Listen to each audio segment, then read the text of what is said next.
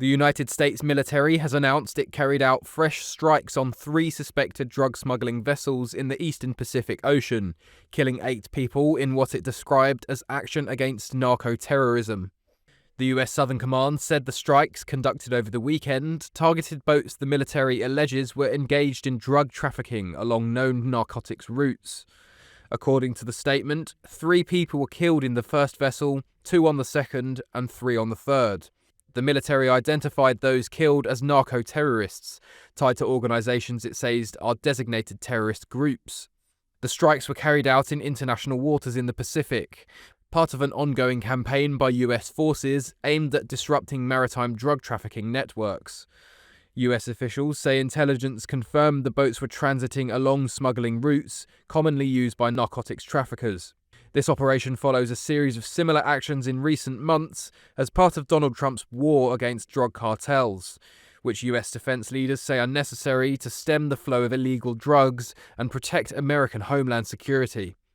In social media posts, US defense chiefs have described the strikes as part of a broader campaign under Joint Task Force Southern Spear, aimed at designated terrorist organizations and other narcotic smuggling operations. Reports suggest that in 4 months up to December the 10th, 23 boats were targeted in 22 strikes, killing around 90 people. Military officials confirmed that no US forces were harmed in the latest strikes. However, the campaign has sparked debate and scrutiny amongst international legal experts and human rights organizations. They have raised concerns about the use of lethal force in the sea, arguing that the strikes on suspected traffickers without arrests or trials may raise questions under international law. Under international human rights standards, opponents say the lethal force should only be used to prevent an imminent threat to life, not as a substitute for law enforcement or judicial process. The military's maritime strike campaign has also drawn attention from lawmakers inside the US, some of whom are demanding more transparency about the legal basis and strategic objectives behind the operations. The Trump administration has sought to defend the legality of the strikes, with Pentagon Press Secretary Kingsley Wilson telling reporters, "Our operations in the southern region are lawful under both US and international law, with all actions in compliance with the law of armed conflict." As questions mount over the escalation of this military force, Defense Secretary Pete Hegseth, as well as Secretary of State Marco Rubio, are set to brief members of the House and the Senate amid congressional investigations into a military strike in December that killed 2 survivors of an initial attack on a boat allegedly carrying cocaine in the Caribbean. The administration and supporters of the strikes argue that these measures are a necessary escalation in the fight against powerful organised crime syndicates, whose products, such as fentanyl and other illicit narcotics, have contributed to rising overdose deaths in the US. White House Press Secretary Caroline Leavitt recently faced a barrage of questions regarding the legality of the strikes. Hello, I'm Bev Turner. Now, it can feel like the money in our bank accounts at the moment does not keep up with the cost of living, and maybe there's a solution. I'm here today with the CEO of TallyMoney, Cameron Parry. Cameron, what is TallyMoney?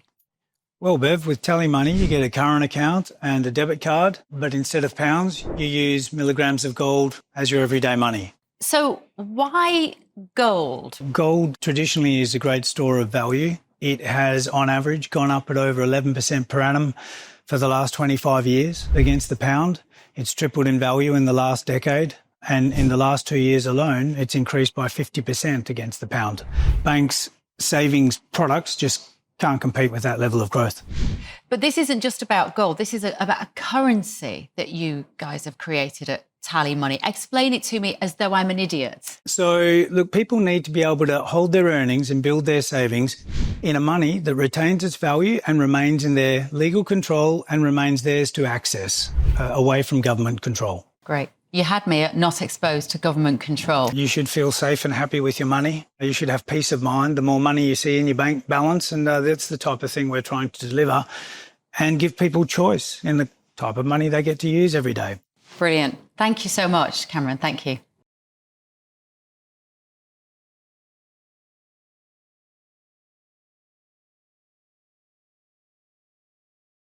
President Trump and Secretary Hegseth have made it clear that presidentially designated narco-terrorist groups are subject to lethal targeting in accordance with the laws of war. With respect to the strikes in question on September 2nd, Secretary Hegseth authorized Admiral Bradley to conduct these kinetic strikes. Admiral Bradley worked well within his authority and the law, directing the engagement to ensure the boat was destroyed and the threat to the United States of America was eliminated. And I would just add one more point to remind the American public why these lethal strikes are taking place. Because this administration has designated these narco-terrorists as foreign terrorist organizations. The president has a right to take them out if they are threatening the United States of America and if they are bringing illegal narcotics that are killing our citizens at a record rate, which is what they are doing. You said that the follow-up strike was lawful.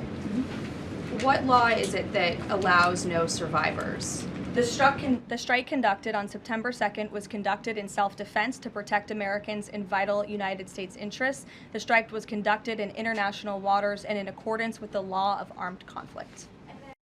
Did Admiral Bradley order that second strike because there were still survivors after the initial strike? Again, as I read for you, Admiral Bradley worked well within his authority and the law. He directed the engagement to ensure the boat was destroyed and the threat of narco-terrorists to the United States was completely eliminated. So was the initial order from Secretary Hegseth, everyone be killed, and did that come from President Trump? I saw that quoted in a Washington Post story. I would reject that the Secretary of War ever said that. However, the president has made it quite clear that if narco-terrorists, again, are trafficking illegal drugs towards the United States, he has the authority to kill them. And that's what this administration is doing.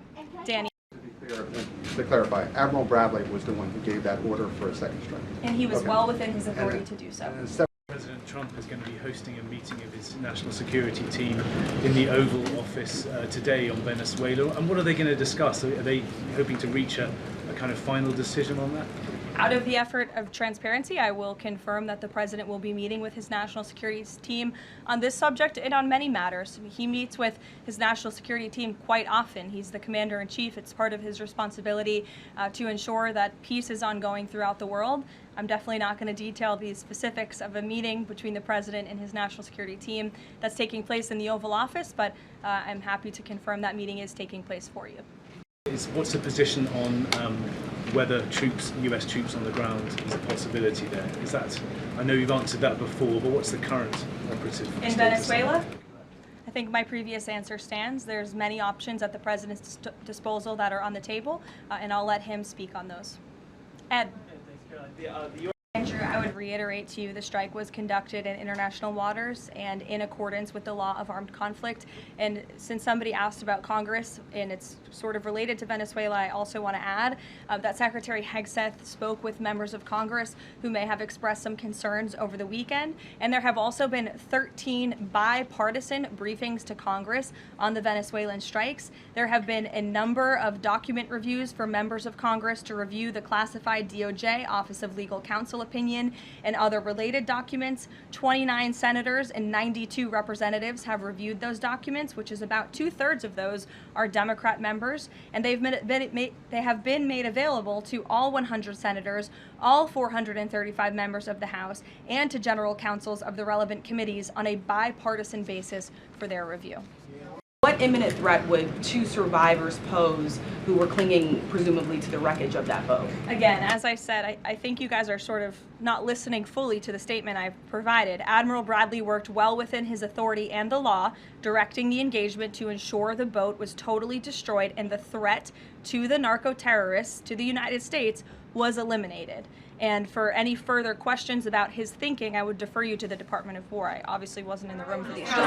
Just to follow up, Caroline, just on the administration's policy when it comes to survivors, was there a change in policy after this strike on September 2nd? The Washington Post is reporting that these two survivors were killed after a second strike, but then in October, 2 people were rescued and returned to Colombia and Ecuador. So was there a decision that was made to handle survivors differently after these strikes? Not to my knowledge, no. Thank you.